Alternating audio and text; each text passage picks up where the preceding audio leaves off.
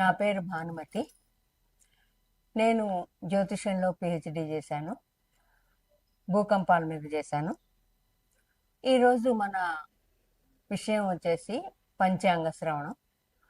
అసలు మొట్టమొదటిగా అందరూ తెలిసిన విషయము, కానీ నేను చెప్పటం నా ధర్మంగా చెప్తున్నాను. పంచాంగ శ్రవణం ఎందుకు చేయాలి అంటే, ఇక్కడ మనం త్రిదేశ శ్రీకరం ప్రోక్తం వారం ఆయుష్యవర్ధనం నక్షత్రం హరతే పాపం యోగో రోగ నివారణం కరణం కార్యసిద్ధిశ్చ పంచాంగ ఫలం ఉత్తమం. అంటే ఏంటి?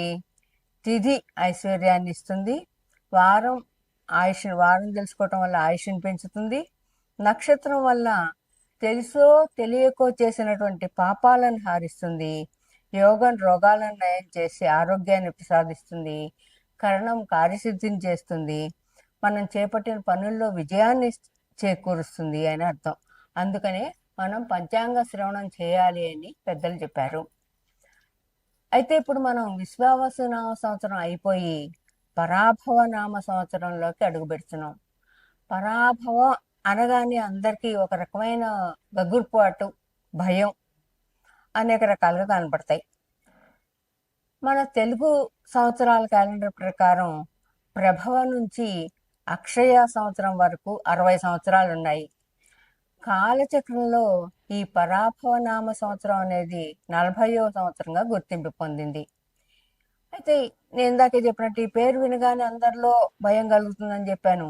ఎందుకంటే ఈ పరాభవం అనే మాటకి అర్థం ఓటమి, అపజయం, అవమానం అనే అర్థాలు ఉన్నాయి. అయితే ఇక్కడ మనం ఏం అర్థం చేసుకోవాలి? ఈ సంవత్సరం అంతా కూడా పాలకులకు ప్రజలు ఒకరినొకరు అవమానించుకోవడం జరుగుతుంది. పాలకుల్లో ఆధిపత్య ధోరణి పెరుగుతుంది. దాని మూలంగా ఓటములు ఎదుర్కొంటారు. ధన నష్టం, నైతిక పతనాలు మొదలగునవి ఈ సంవత్సరంలో చోటు చేసుకుంటాయి. అయితే ఈ 60 సంవత్సరాల పేర్లలో కొన్ని పేర్లు అర్థాలు ప్రతికూలను మాత్రమే సూచిస్తాయి అని అనుకోవటం చాలా పొరపాటు. అయితే ఉదాహరణకి మనం ఇక్కడ ఏం చెప్పుకోవచ్చు? మన ఉగాది పచ్చడిలో షడ్రుచులు ఉంటాయి: ఉప్పు, కారం, తీపి, వగరు, చేదు, ఇవన్నీ కూడా. అదే విధంగా ప్రకృతిలో కూడా ఉంటాయి, సమాజంలో కూడా అనుకూలతలు ఉంటాయి. ఇవి మన జీవితంలో కూడా దాదాపు ఈ 60 సంవత్సరాలు ఎలా ఉన్నాయో 60 సంవత్సరాల కాల మార్పులతో పాటు మన జీవితం కూడా పురోగమిస్తూ ఉంటుంది. అయితే ఇక్కడ మనం చెప్పుకోవాల్సింది ఏంటంటే, ప్రస్తుతం పరాభవ సంవత్సరం ముఖ్య ఉద్దేశం ఏంటి? సమాజాన్ని ముందుగా హెచ్చరిస్తోంది ఇది అని చెప్పుకోవచ్చు. అంటే జాగ్రత్తగా ఉండండి, మీరు ఇది అనుకూలతలు ప్రతికూలతలు ఉన్నప్పుడు మనం ఆచితూచి నడుచుకోవటం ముఖ్య ఉద్దేశం అని చెప్తోంది ఇక్కడ. దీంట్లో ఈ సంవత్సరాన్ని పరిమాణం, మార్పు, కొత్త ప్రారంభాలకు సూచనగా మనం ఈ సంవత్సరాన్ని పరిగణించుకోవచ్చు. ఇంతకీ మనం హెచ్చరిక అన్నాను ఇందాక. ఈ సంవత్సరం మనకి ఇచ్చే హెచ్చరిక ఏంటి? అహంకారం ఉన్న వాళ్ళకి ఓటమి తప్పదుగాక తప్పదు. అదేవిధంగా వినయ విధేయతలతో ఉండే వాళ్ళకి ఉన్నత స్థానాన్ని చేరుకుంటారు వాళ్ళు అని చెప్పడం ఈ కొత్త సంవత్సరం యొక్క ప్రథమ ఫలితం, ప్రథమ లక్షణం అని కూడా మనం చెప్పుకోవచ్చు. తర్వాత ఈ సంవత్సరం పంచాంగ శ్రవణంలో రెండవది వృషభ రాశి. మన భచక్రంలో రెండవది వృషభ రాశి. దీనిలో మనకి 27 నక్షత్రాలని కూడా ఒక్క నక్షత్రానికి 9 పాదాల చొప్పున ఒక్కొక్క రాశిలో అమర్చారు. ఇక్కడ ఈ వృషభ రాశిలో కృత్తిక 2, 3, 4 పాదాలు, రోహిణి 1, 2, 3, 4 పాదాలు, మృగశిర నక్షత్రం 1, 2 పాదాలు వృషభ రాశిలో ఉంటాయి. ఈ వృషభ రాశి వాళ్ళకి గ్రహ సంచారం ఎలా ఉంది అంటే, రవి 14/4/26 నుండి 15/6/26 వరకు 12లోను తదుపరి జన్మంలోను సంచరిస్తారు. 18/8/2026 నుండి 17/9/2026 వరకు అర్ధాష్టమంలో ఉంటారు. 17/12/26 నుండి 14/1/26 వరకు అష్టమంలో సంచారం. ఇకపోతే కుజుడు వచ్చేసి 11/5/26 నుండి 1/8/26 వరకు ద్వాదశంలోను తదుపరి జన్మలోను సంచరిస్తారు. 11/10/2026 నుండి సంవత్సరం అంతా కూడా అర్ధాష్టమంలో ఉంటారు.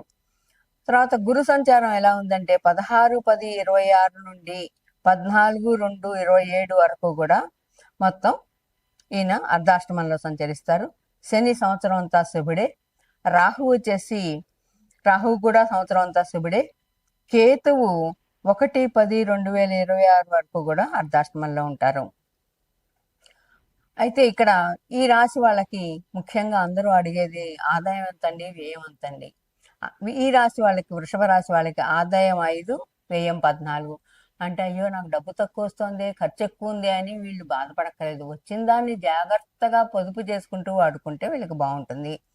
తర్వాత వీళ్ళకి రాజపూజ్యం 5, అవమానం 4. అంటే వీళ్ళని పొగిడేవాళ్ళు 5 ఉంటే కొంచెం వీళ్ళని హేళన చేసేవాళ్ళు కానీ నిందించేవాళ్ళు కానీ 4 ఉంటారు. వీళ్ళకి గురు, శని, రాహు, కేతువుల వలన వీళ్ళకి కాలం బాగుంటుంది, ఎంచదగిన కాలంగానే ఉంటుంది. తర్వాత మిగతా గ్రహాల మూలంగా మొత్తం అంతా కూడా శుభాశుభ మిశ్రమ ఫలితాలు ఉంటాయి. ఈ రాశి వాళ్ళకి సంసార జీవితంలో ఆనందం ఉంటుంది.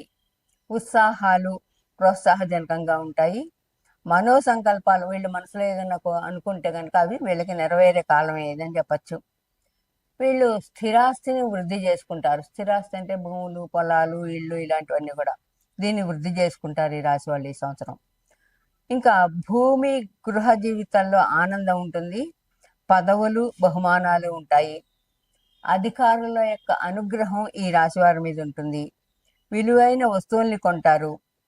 కొన్ని విషయాల్లో అపనిందలు, ఆకస్మిక నిర్ణయాల వలన వీళ్ళకి బుద్ధి చాంచల్యం జరిగే అవకాశం కూడా ఉంది. ఇక కాబట్టి నిర్ణయాలు ఏమన్నా తీసుకోవాలి అన్నప్పుడు బాగా ఆలోచించి జీవిత భాగస్వామితో కూడా ఆలోచించే నిర్ణయాలు తీసుకోవటం వీళ్ళకి చాలా మంచిది. ఎందుకంటే వీళ్ళు ఇతరుల వల్ల మోసపోయే సందర్భాలు కనపడుతున్నాయి.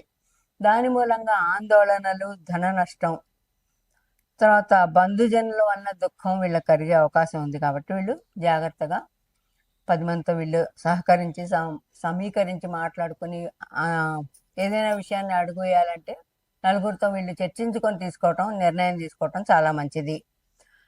తర్వాత మాతృవంశంలో ఎవరైనా కాలం చేసే సందర్భాలు కనపడుతున్నాయి. మాతృవంశ సూతకం వీళ్ళకి వచ్చే అవకాశాలు ఉన్నాయి. వాహన ప్రమాదాలు జరిగే అవకాశం కూడా ఉంది. కాబట్టి వీళ్ళు వాహనాలు నడిపేటప్పుడు తగిన జాగ్రత్తలు తీసుకోవటం చాలా మంచిది. విదేశాలకు వెళ్ళే వాళ్ళకి ఇది మంచి సమయం, వీళ్ళకి అనుకూలత కాలం అన్నమాట. ఇంకా కానీ ప్రయాణాల్లో వీళ్ళు జాగ్రత్తలు బాగా తీసుకోవాలి. ప్రయాణాల వల్ల కొంచెం అనారోగ్యాలు, ఆరోగ్య భంగం జరగటం జరుగుతుంది. అదేవిధంగా వీరి భార్యకు కూడా స్వల్ప అనారోగ్యాలు ఉంటాయి. ఆపరేషన్ జరిగే సూచనలు కనపడుతున్నాయి. సోదర మూలకంగా విరోధాలు, నేత్ర ఉదర సంబంధ వ్యాధులు మొదలైనవి జరుగుతాయి. వివాహం కాని వాళ్ళు ఈ రాశి వాళ్ళు ఉంటే వాళ్ళకి వివాహాది శుభకార్యాలు జరిగే అవకాశాలు కూడా కనబడుతున్నాయి. అయితే ఇంతకీ వీళ్ళు చేసుకోవాల్సిన రెమెడీస్ ఏమున్నాయా అంటే రాహుకి జపదానాలు చేసుకోవటం, తర్వాత శివాభిషేకం చేసుకోవటం వీళ్ళకి మంచిది అని మనం చెప్పుకోవచ్చు.